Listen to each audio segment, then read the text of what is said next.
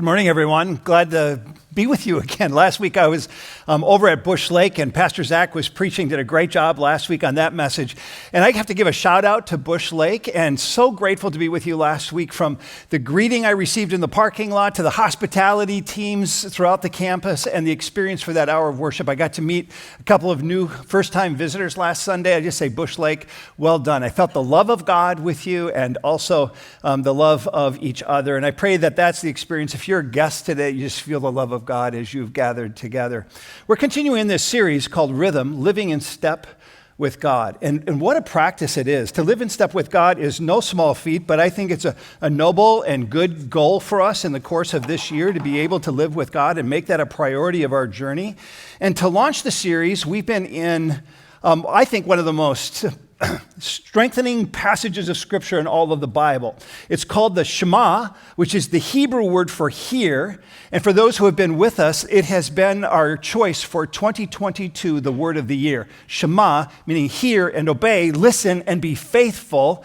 So you can begin using that word in your homes. Shema, I'm going to have you say it with me. Shema, with a little more Jewish gusto. Shema. Yeah, that's just Shema. You got to bring that home and you can take to your kids. Shema. Listen and obey. This is good. So this is part of what we get to do in 2022. Excited for that. But it's also the very first word of the primary text that we've been studying at the launch of the year, the text called the Shema, and the first word from Deuteronomy 6. I'm going to invite you to say it with me since we're memorizing it together. Join me. Hear, O Israel, the Lord our God, the Lord is one. Love the Lord your God with all your heart and with all your soul and with all your strength. Now listen, this is the compass for our lives.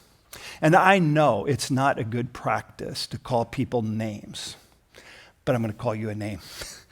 And don't be offended, okay, personally, but has anybody told you that you really are a nefesh?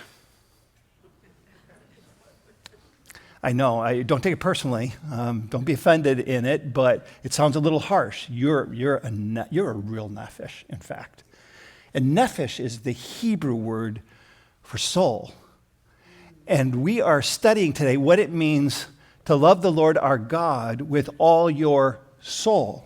And the worth of your soul, friends, is just remarkable. In fact, the most classic statement about the soul comes from Jesus himself when he says, "What good is it if you gain the whole world and forfeit your soul?" And we have misunderstood what Jesus meant. We've misapplied the teaching of Jesus in that text because we have thought it to mean, what good does it do you to acquire so much wealth and land and stuff to indulge in the pleasures of this world and then go to hell? That's how we've interpreted that. You get all of this and then you're going to go to hell. But Jesus was not talking about hell here. He was talking about the diagnosis of our soul, not the destination of our soul. He was talking about the condition of our soul, in fact, that it won't do you any good to acquire all of this money and this stuff if the condition of your soul, which is the heartbeat of your life, the life center, if you end up losing your soul, losing the health of your inner center. So soul has everything to do with your whole being in the here and the now, your life center that allows you to organize your life and the things that guide your life. It's your soul. But that's not how we've always understood it. And yet we're going to give energy and attention to this call to not lose the central operating system of your life, your soul. And why is your soul of such immense worth? Well, it's because it was the very first birthday gift that God gave to you. Have you ever thought about God giving you birthday gifts every year that you ought to remember and celebrate? Your very first birthday gift is your soul. We read about it in Genesis 2:7. God formed man and out of the dirt, the ground, and blew into his nostrils the breath of life. And the man came alive, a living soul. So you are a nephesh. You're a soul made by God for God, and your soul needs God, And therefore, we cannot go throughout this life being self-sufficient, self-dependent. We were created to need God in our life and our journey.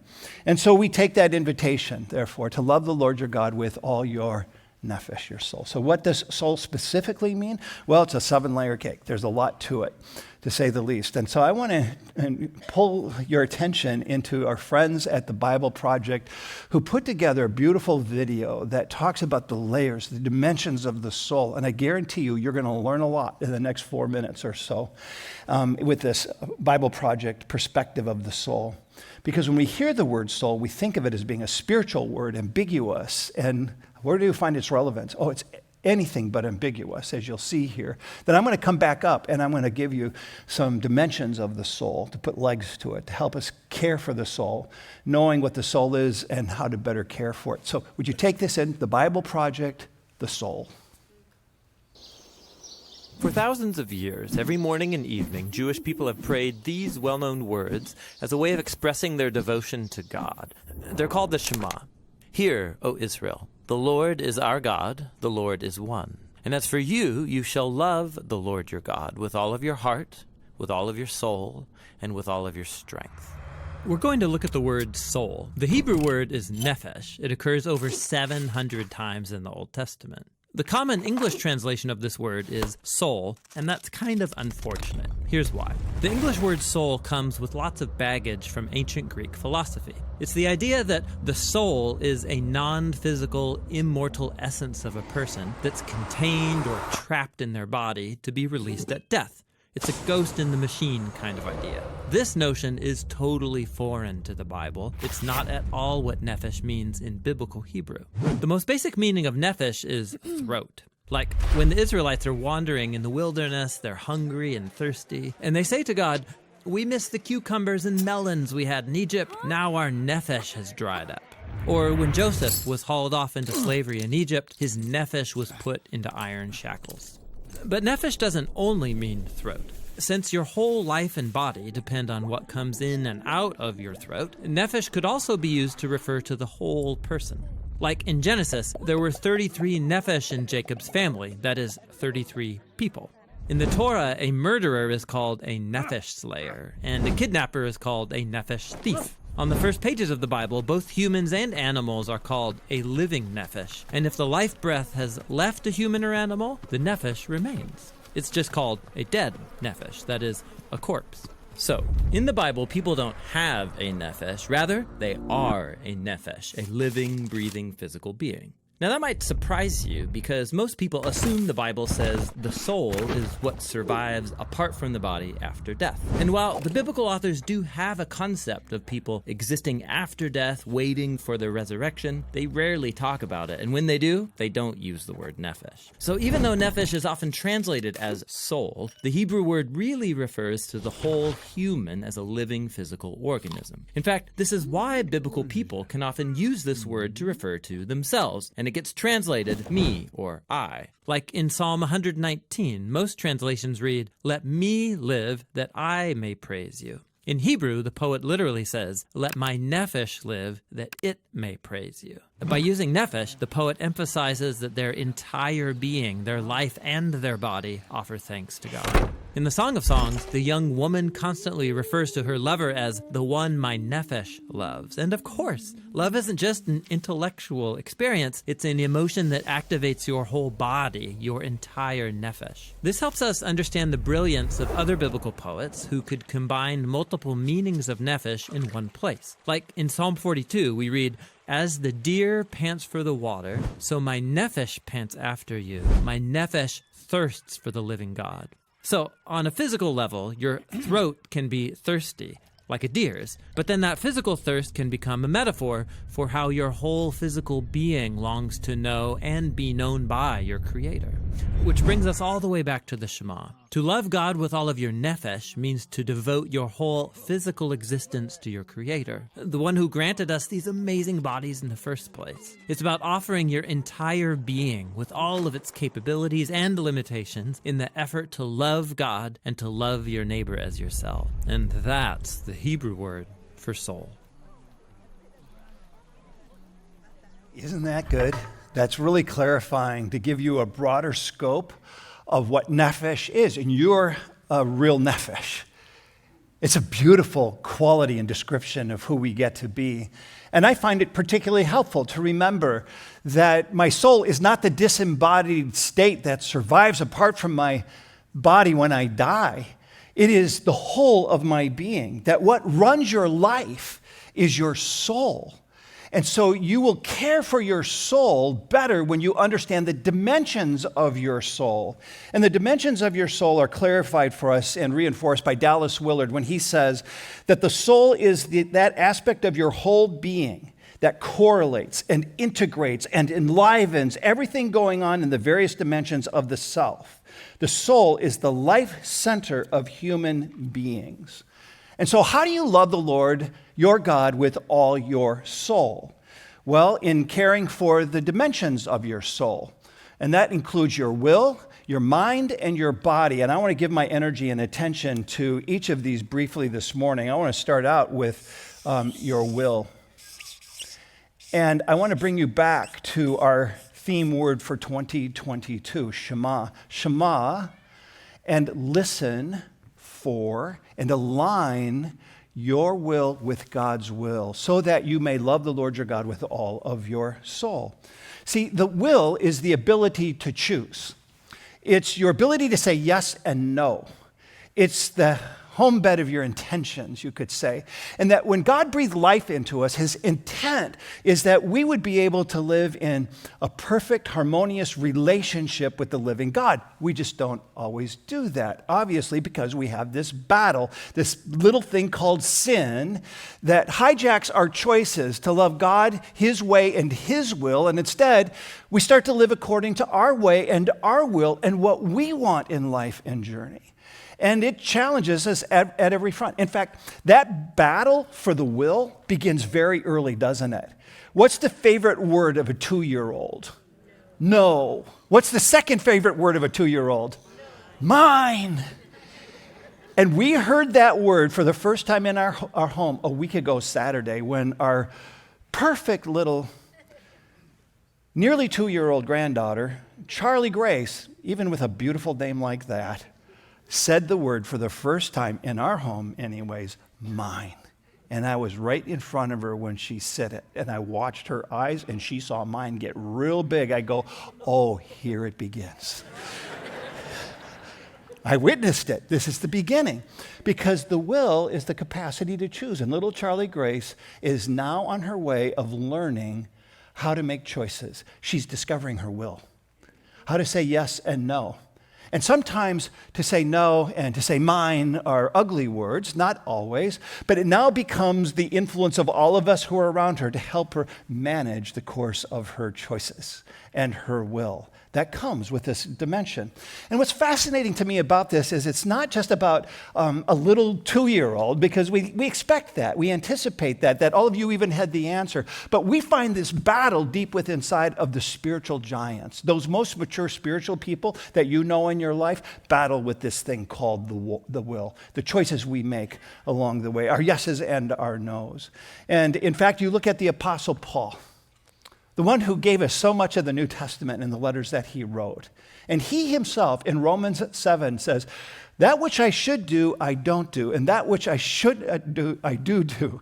And here you've got the spiritual giant speaking to what is a tension and a battle for all of us. One that I call the battle between our want to and our will to. Our want to is high. Paul wanted to have that full expression of harmonious relationship with the living God. But the will to do that in and out of every hour of every life becomes a battle for us. And it's in the simple things. You want to lose 10 pounds. Your want to is sincere. It's authentic. You really want to lose 10 pounds. But your will to do what you need to do to lose 10 pounds falters a little bit along the way. This is the will. It's the heartbeat of our capacity to make decisions and to make choices. To live in step with God, we must surrender our will so that his will becomes our will. We don't do it in our own strength. We need his help along the way, which we'll connect here by his power in the next circle as well. This is the second dimension I want to give a little energy and attention to, and this is the mind. I bring us back to the word of 2022, Shema. Listen for. And align your mind with the mind of God. But let's gain some perspective. The ancient Hebrew perspective of mind includes your thoughts and your feelings. It's what I think and what I feel. It includes desires. And so we find that when God breathed life into us, he intended us to live in a perfect, harmonious relationship with him, with the choices that we make and the thoughts and the feelings that we have. But do we really do this? I mean, if I was fully aligned with God, with my thoughts and what I think, I would think always things that are true and right and pure and good. But do I always do that? Do you always do that? That's an interactive question. No. Or if I was fully aligned in harmonious relationship with God, I would fully feel love and hope and peace and patience and joy. I would fully feel that, but do I fully feel it? No, because my mind is a mess, and so is yours. It gets disrupted, and so those feelings instead move to hate and to anger and to frustration and all kinds of different expressions we have along the way. And it happens to all of us if we want to be honest. Are you willing to be honest with me? I'll be honest with you. Take you back to this past summer. Carrie and I were at a beautiful wedding. I had the privilege to officiate for dear friends of ours. And it was down in Red Wing, outdoors, on a glorious summer day. And it was a happy mood. Everybody was enjoying themselves. Carrie and I were happy. We were just glad to be there. We're going to dance the wet night away. We're going to eat a feast with these beautiful people. It was a happy occasion. In the middle of our dinner, I started to have this eerie sense that something was missing. And I'm going through the checklist. What is it? I can tell it's real. And I realized that I don't know where my phone is. Been a problem for me this past year. My phone has feet on it. I don't know about yours. It tends to go to places. I go, where did you go this time? I'm always trying to find my phone. And I'm going, where's my phone? And I can't eat and enjoy my food. Already, something begins to happen to me because I'm wondering in my mind where my thoughts and my feelings, it's like the light switch just went in a different direction. And I start to have this battle in the dimension of the mind with my thoughts and feelings toggling between hope and despair. Hope that I'm going to find my phone, and despair that I won't, or worse yet, that it's actually stolen. So I excused myself. This is in the middle of an incredible steak dinner, which I never did finish, by the way. And I went to scour the whole property. I went into all of the rooms, all the bathrooms, every place that I could go, and did not find my phone. In fact, I would learn later that indeed was stolen. That's another story. But in that place, I'm now wrestling with my mind, my thoughts and my feelings. Can I just tell you this much? We did not dance one dance that night because I was done. I had moved from a place of happiness to a place of agitation, annoyance, anger, frustration. Keep adding in. There were a few more things that I could qualify my descriptive state of mind at that time. And yet, that's what I was walking through. And so I would tell you this, that ride home from Red Wing to Chanhassen is a ride that Carrie, my beautiful wife, would just as soon never ride with me again because of what happened in the car, which was essentially nothing because I go quiet in my place of despair and anger. But do you think the anger is still felt in the cubicle of a car, which is ready to explode? It does. And so I'm mindful. I'm struggling managing my thoughts and feelings along the way. And sometimes we have grounds to be lost and to lose it in our broken world. And we get pressed in. Just like, man, I've had enough of all of this. But how I choose to manage my will, my choices, over my thoughts and feelings really does matter. And I will tell you that it was stolen. And fortunately, I had a chip in there, so I was able to go to Verizon, and we pulled up my account, and we watched my phone drive around all over Red Wing for days, and thinking about how do I get my phone back. And so arrangements were made, and we were able to get my phone back. And the mind question that was offered to me, see, they keep coming, the mind, my thoughts and feelings, do you want to press charges? Press charges. I want to put him in prison for the rest of his life. That's what I thought. I was angry. This has been really a frustrating week for me on a lot of different fronts. But you get what I'm saying, is that we're called to manage these things, and they're not easy to manage. They're easily derailed, and I have to deal with that hope. And how do I deal with it? With the truth that I know that's in me.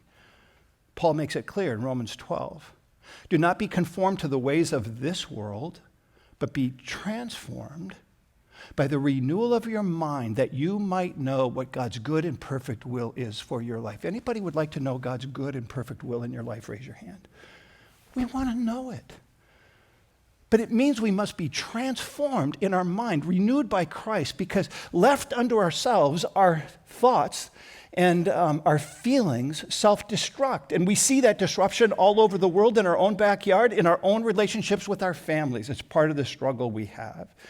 And so when we receive Christ, we receive the God advantage of the Holy Spirit, who indwells us and begins to regulate our thoughts and our feelings to the end that we actually demonstrate these markers. They're clear in the Scripture that we are people to be marked by the fruit of the Spirit, so that love, His love, joy, peace, patience, kindness, goodness, faithfulness, gentleness, self-control, 9 fruit of the Spirit become the evidence that we are a different people. Our minds have been transformed by the renewal of Christ, who is in us. So we simply have to appropriate what is already in us, which is an act of the will, the choice. To love God with all my soul means I must surrender my will to the Lord so that His will becomes my will.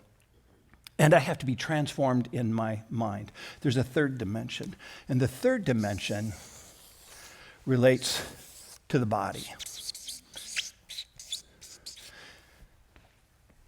And let me take you back to our word of the year, Shema. Listen for and align your body with the body of God as revealed to us in Christ Jesus.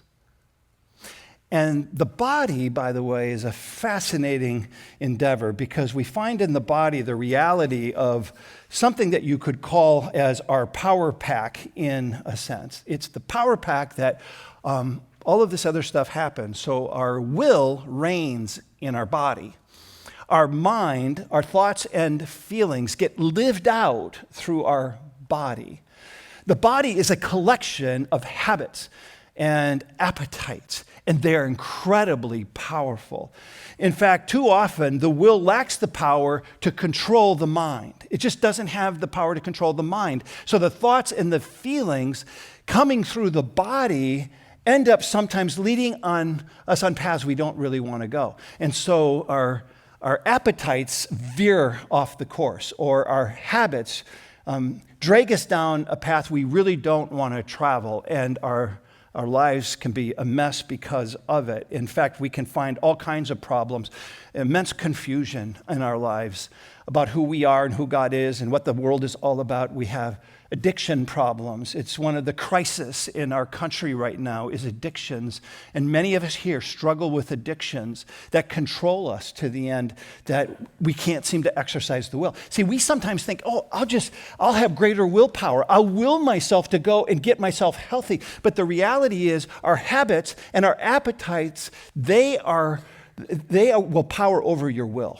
They just win all the time. And so we need a help greater than what we could bring to the table, and that's what Jesus gives to us in our life and our journey. In fact, Jesus makes the diagnosis of this struggle in the face of temptation. If you recall the story when Jesus is about to go to the cross, and he's dealing with it big time, and he knows what's before him. And yet he finds himself in a place where he's wrestling with his will. And he's coming before God and asking for help. And so he invites his friends to come with him and to pray with him. If Jesus were right here, right now, and said, would you come and pray with me?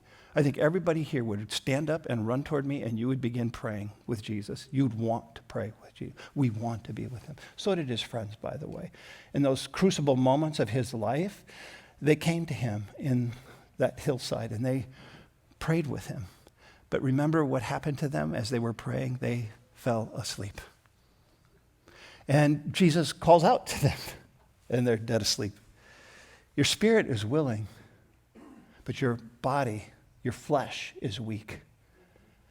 So the flesh, the habits, the appetites tend to win over us in this journey, and it's a real challenge to say the least. So Jesus becomes this power pack that helps us cultivate new habits and new appetites.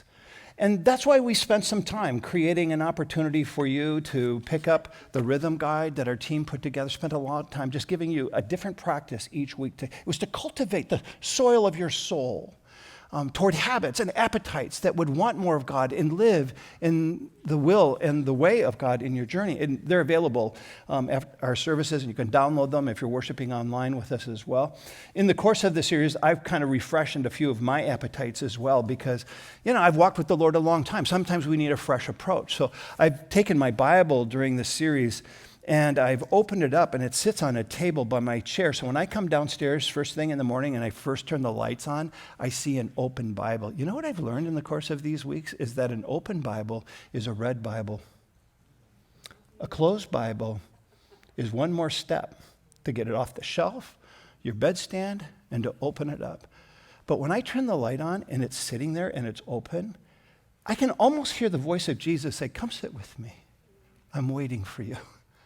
And so I do 7 minutes of silence first, and I begin to read. I'm going through the Gospels. And every day I drink from the fountain of the mighty God. And he's feeding my soul. He's changing my habits and my appetites. When I'm drowning in self or whatever struggles I'm going through, which is an easy thing to do these days, I'm lifted up and I'm breathing new life through the hope of his word. It's a simple practice. You might want to try that. Or the practice that we've given you for a long time here, simply called Halt in the face of temptation. And that is when you're hungry, angry, lonely, and tired, you are more susceptible to temptation than any other time in your life. So halt, stop, surrender, because I know in my place where my will, my mind, and my body are diminished. I need to surrender my will to God, be transformed in my mind, and get fed in my soul, in my body in a new way, with new habits. So I release and I surrender. These are simple practices. There are all kinds of them, but we need to cultivate our soul so that we can surrender our will and have our minds transformed. So what runs your life is your soul. You could call your soul the great integrator. It's what integrates the will, the mind, and the body into one whole being. And that's why the word integrity is such a deep soul word. The congruence of my inner world with my outer world that's seeking to align with the will and the way of God. And I need his help to move me in that direction, as each of you do as well. And that's why I say, no offense, you're a real nefesh. And you might just be saying to me, Joel, you're a real nefesh too. You can say that out loud. Joel, you're a real nefesh too. You can say it. Joel, you're a real... Thank you. It's a compliment. Because I know that I am a soul breathed by God who gives me life. And now the journey of the soul is to cultivate it and to care for it in a way that it would align with him, in relational harmony with him, through the surrender of my will, the transformation of my mind, the feeding of my body with new habits and appetites. And something happens when you move into this practice and you get better in it, in the life that you live. You start to care for your soul, want to care for your soul in even greater measure, but something else happens. The door flings open wide and your eyes begin to see the soul of others. You begin to see the soul dimension of a friend. They aren't just friends to have dinner with or go to a Super Bowl party with. There's something greater. You care for their souls. You begin to see your kids as a soul. And you're not just concerned that they find some great job in their life so that they can have more than what you had and they're prospering on the face of the earth. No, you care for the whole being of their soul, and you start to nurture their soul so that they get their eyes off of themselves toward the living God. You start to care for your neighbors and your community in a different way. And something else happens. You care about the souls in the world. And that's why we have a mission at Westwood to reach people with the love of Christ here, near, and far. We're included in the here, but also the near, the people in our own backyard, and in the far, because we have the heart of God and the eyes of God, and we've seen and tasted that transformation in our own lives, and we want others to taste that love and that joy and that peace that only comes from him. And that's why I want you to meet J.J. Alterman. JJ, I heard he was coming to town just a few weeks ago, and he said, I want him here. I want you to meet him. I want him to meet you, because JJ serves the Lord in Togo, Africa. And he is part of our FAR ministry, so we invest over the last few years into this work. We're seeing a mighty work of God here. And I will say, I think he is just one of God's very bright soul keepers, soul carers, and soul winners. I've been so excited for you to meet him. He got in late last night, and so we just reconnected this morning. We're going to have lunch together today. Can't wait. But would you give a warm Westwood welcome to JJ Alderman? Come on up, JJ.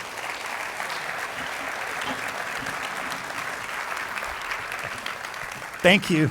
Great to be here. You still awake and doing okay? I'm doing great. I'm doing great. Glad to be here. Home for a season here, traveling all around the United States, connecting with friends and partners, and we're just privileged to be a partner. But first of all, just start out, where is Togo? Because not everybody knows about Togo. So Togo is a French-speaking country in West Africa, sandwiched between Ghana and Nigeria. Okay. And I would love for them to just get a glimpse of when your soul was awakened to the reality of Jesus Christ. You surrendered your will to the Lord's will. Start there. So I met Christ early on. At 17 years old, I was sitting in a room like this, and I felt like I had to answer the question, when it's all said and done, is it really going to count? I had my own plans. I had my own way of quantifying what I thought success looked like, but I had to go back to just what you're talking about, that place of will and saying, it's not mine, it's yours, and that means that you get to write the story. Yep. So you surrendered your will, your mind, your body to the Lord, which is really fantastic. Look what God is doing in your life now. But you also had this awakening to care about the souls of people in Togo and beyond. And what was that transformation about for you and with your family? So Togo is a place on the other side of the world where 9 out of 10 people have never heard for the first time that Jesus made a way 2,000 years ago. Yeah. And so it's that place that I would call an opportunity to be able to share your life with other people and to be able to tell them what it means to have hope in Jesus. Yeah. That was different at 17 than it is today. I'm married, been married a little over 17 years now. We have 3 little girls. In fact, I have a picture up here. You can see my family. So we have 9, 8, and 6. We live on the field. I tell people every other load of wash is a pink load of wash at our house, and we're having the time of our lives right now. I love it. You know, I can see how God took a hold of your soul, that you became awakened to so many lost souls in Togo that you would go and serve them, and you had grown up, so you have some commonality there. But how did you get your wife to join you in that? So we met. She had already traveled for the first time as a 17-year-old. She had the plans that were really laid out for her, and when she went overseas, the Lord started speaking to her heart at the soul level and saying, there's something else. I want you to make a correction on this. And she said, okay, and started pursuing a life of, I would say, giving her life away. Yeah. And so when we met in college, I said, have you ever heard of Togo? And she says, no, never heard of it. I said, it's okay. I've heard that my entire life. I grew up there. And I said, let's go visit together. Let's go see this place called Togo. Yeah. I just think it's an extraordinary thing. It's one thing for me to go to choose it, to be in a field like this. It's another thing that wife and children choose it, and especially with where you are. You're in a dark place, and the reality is, and that you've heard me say this, friends, we are living right now in a time that's historic. There is revival and spiritual awakening around the world, and we're privileged to partner with JJ to that end in our FAR ministry, where we have made a commitment as a church by 2028 to plant 1,000 churches, see tens of thousands of souls won for Jesus Christ by 2028. We surpassed that goal in the fall of 1,000, and we're at 1,250, and we're recalibrating those numbers. I'm not sure what they're going to look like yet. We'll announce that when we're prayed over and discerning what that might be all about. But in the midst of going there, you're seeing God at work. So give us something about the evidence of it and the obstacles that you see, because Togo is no easy place to bring the gospel of Christ. Well, let me tell you about the context of what that looks like. In fact, we have a picture of this is about 50 miles from our house. This is the birthplace of voodoo for the world. And it's the place with great darkness that for hundreds of years now, this tradition has continued on, and it's very, very real. And so this is actually the home of the Python Temple. And the thing that's meaningful to me about that is people who are born in this area, actually a python, I've never been close enough to look at one, have breathing holes on their face. And so what they do with their children is they actually scar their children with 10 scars on their face to represent the pythons to be made in the image of their gods, not realizing that they've already been made in the image of their Creator. And so it's in that context, it's in that place where when we get to tell people about Jesus, we get to see radical life change from darkness to life when people say yes to Jesus. In fact, just a couple of weeks ago, can we show them the story? Oh, yeah, this is a great story. So there's a picture of this gentleman, and I was speaking with Moses. Moses is a pastor that we work with. And I said, Moses, what can I be praying for you about? And he said, would you pray for my dad? He doesn't know Jesus. I said, well, have you shared with him? He says, of course, many, many times. But my father has worshiped voodoo for so long, that's all he's ever known. That's all he's ever done. I said, okay, can we ask our partners to start praying for this? Can we ask people back on the other side of the world to start praying for this man to meet Jesus? And this is a picture of a lady who met Jesus 2.5 years ago. She's learned how to share her faith. She's an illiterate lady who heard about this man who needed someone to be able to talk with. And so she went across town there in the city of Anejo to share with this elderly man in a patriarchal society. And this is the moment when he met Jesus. He said yes to Jesus and said no to his lifetime of idols. This is Moses' dad? This is Moses' father. Okay. It sure is. It sure is. And he's actually reaching down and he's pulling off this bracelet that he's worn. We would call it a charm bracelet. He's worn it for his entire lifetime. And he's saying, this is no longer what keeps me, protects me, or sustains me. He pulls it off, and then he has 2 questions. He said, would you teach me how to sing? I want to sing to Jesus. I don't know how. Yeah. And his second question was this: would you teach me how to pray? I don't know how to talk to God, and I want to learn how to do that. Within a couple of weeks, 4 more of his family members trusted Christ as well. And he said, my family will follow God. And that's exactly what you're seeing, this ripple effect that's happening, not just with him or his family, but in his community, because light is shining in dark places. And this is what we're joining with you in and around, is the multiplication of God's grace. So people coming to faith, then sharing their faith. It's a reminder to us, share your faith. At that Super Bowl party you're going today, have a good time, eat well, plant seeds of God's goodness in the souls of people who may not know who Jesus Christ is. This is what's happening in the world. Let it happen here as well. Speak just a little bit about our partnership and our investment with you. What does it look like and what does it accomplish? So we've partnered for the last 3 years together. Yeah. And over the last 3 years, we've seen churches that are planted. We saw a church just recently that a man named Etienne said, I have to go to that village. I have to go. There's no gospel presence. I have to make sure that these people hear. And from there, that church was planted. And within just a matter of a few weeks, the surrounding villages started asking the question, what happened in that village? We don't know what happened, but it changed. The context changed. And the neighboring chief, who's also a witch doctor, said, whatever happened there, we want it in our village as well. He found out it's a church and he said, we still want you to come. Yeah. That's what's happening right now, where young people and believers are saying, if the gospel's going to get there, I'm going to have my part. So churches are being planted. Leaders are being raised up. We're using mobile sports camps to be able to share with the young population, because 70% of our population is under the age of 30 years old. And so to be able to reach a nation, we have to invest in leaders. We also have 2 deaf populations, one in Togo and one in Benin. In fact, here you'll see a deaf gentleman who's teaching one of our missionaries on our team how to be able to sign and communicate. In a recent conversation, she's talking about this is what it means to be able to raise up someone else. And he pauses her for a second. And he goes, hold on. We have to help the deaf community to do this.